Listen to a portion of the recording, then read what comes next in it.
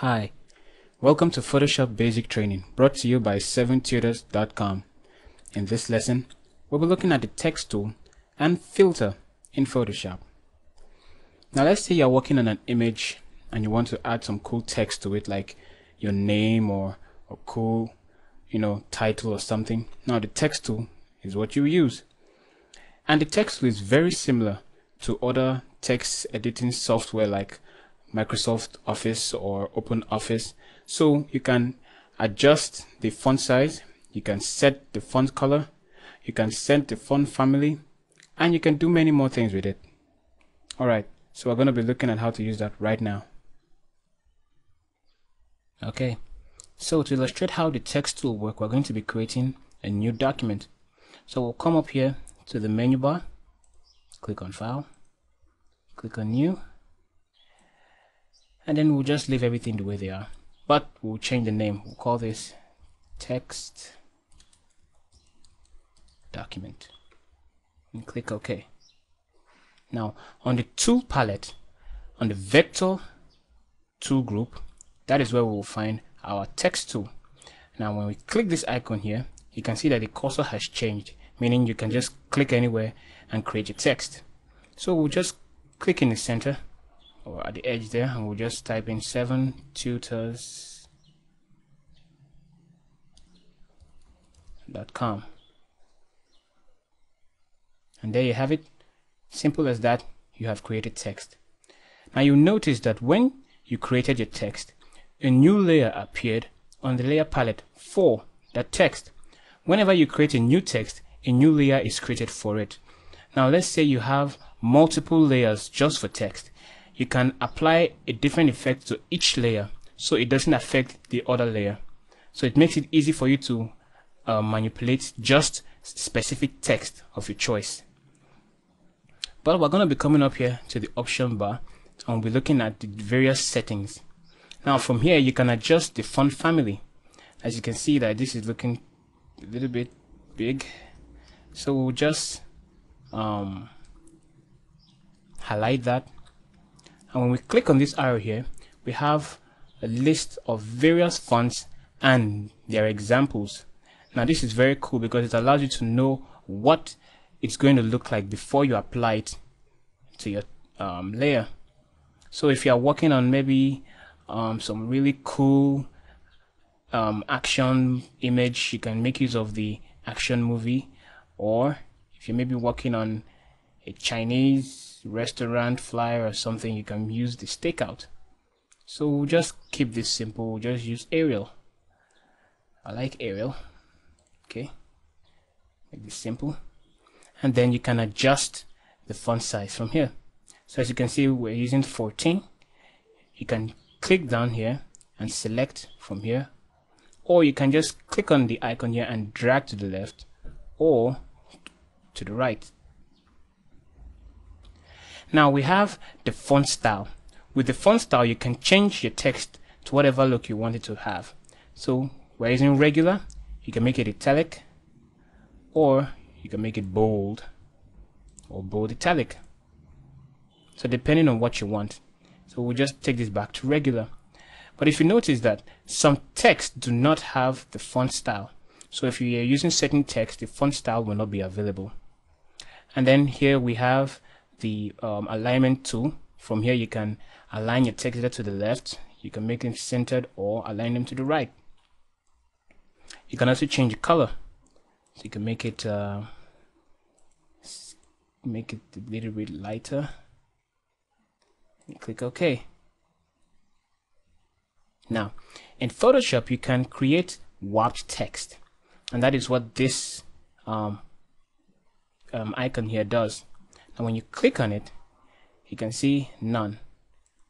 Then you can click the arrow and you can have the list of all the various effects that you can add, or various styles you can add to your text. So we'll just drag this over here so we can see our text clearly. When you click down, you can see we have the arc that made it, to go up, down, or we have the shell lower, and we have the shell upper. So whatever you you're looking for, you can just select it from the style list here, or fish, and then you can change the bend. You can adjust the options here. Maybe if you want it to come all the way to the other side, the distortions, just go ahead and experiment, and whatever you're looking for, once you get it, you just leave it like that. But we're not going to apply any of these, we'll just cancel that out. So that is how you apply text to an image. Very simple. I'd just like to go further and illustrate how you can also manipulate the layers to get some real cool effect. So create more text. So select this, now select this again. I'll just type in coming soon, and then we'll select show transform controls, and then we'll reduce the size of it. You can also reduce the size from the options on the text tool, but we'll just reduce it from here, and then we'll move it and place it right above.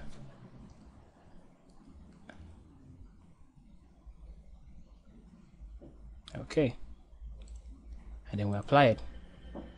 Let's change the color to looking a little bit light, so we'll just give it a darker color. Okay, now as you can see, we have our text here, and we have the layer, and the coming soon layer is above the 7tutors.com layer. So what we'll do is we'll drag the 7tutors layer above the coming soon layer. Now you can see it seems nothing has happened, but if you move the layer, now you will notice that the 7tutors is above the coming soon. So if you scale this one up, you can give it this you can scale it up and give it this sort of 3D effect to it. And then you can add some shadows to make it look like it's resting against the surface or something. Oh, and if you notice that the text tool also has an arrow that if you click on it, it will provide you some other options. Now we have the horizontal type tool, and that is what we just illustrated, but it also gave us the vertical type tool, which allows us to create vertical text. So if you click on an empty space, you can type and it will appear vertically. So we have vertical. So you can have an image here, and you can have your text here appearing vertically, or you can have another text. You can have another text appearing horizontally by this side, depending on what you're going for. So just be creative and experiment, and you'll be able to get the effect you're looking for. Okay. Now the filter is a built-in tool in Photoshop now that allows the user to manipulate his pictures or images in whatever way he chooses to. With the filter, you can apply some really cool effects to your images. So let's say you want to have a blur effect. You can use the filter to generate a blur. You can have some brush strokes, or you can just have some real cool effects on your images, and we'll be looking at that very briefly in this lesson. So we're going to be applying some effects to our text layer here, and to do this, we'll select our layer. We'll come up here to the menu bar and select filter. Now you can see we have a whole lot to choose from. We have liquify, for example, that allows us to remove unwanted areas of from our image with a colorful swirl. We can also use the artistic filter that gives us that artistic flair to a simple image. You can also change the look and feel of an image by adding a text filter or effect.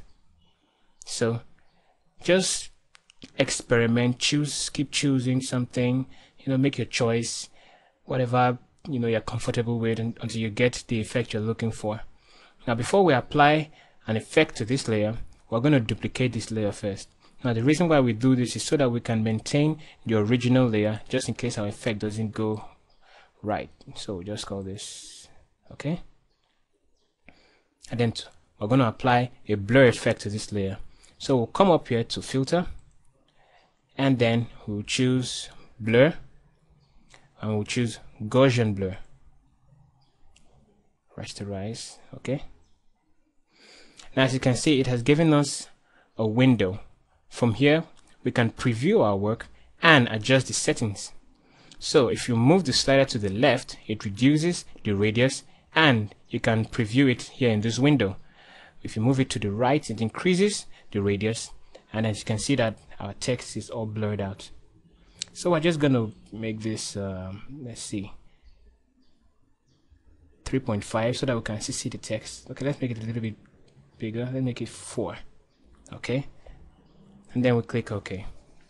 But you can't see any changes here. Now this is because the layer is a little bit faint and the layer beneath it is showing clearly.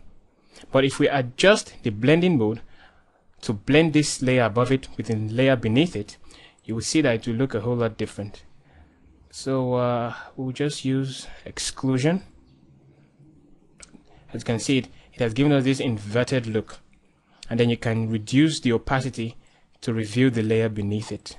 So if we just make this 75, you can see it has this sort of mixed color here, if that is the effect you're going for. Okay, let's just leave this at 67, and you can add more effects to that layer or to a different layer. So let's add an effect to the layer beneath it. So we'll just change the look and feel of the 7 tutors beneath that. So we'll come to texture, and then we'll choose grain, rasterize. Then you can choose from whatever options are available. Okay, let's leave it at this. You can adjust the intensity, or you can adjust the contrast. So you just play with the options available. You can change the grain type. So we'll change this to sprinkles, and then we'll click OK. And as you can see, it has changed the layer. So that is how to apply a filter to a layer. Also, we have what we call layer styles in Photoshop.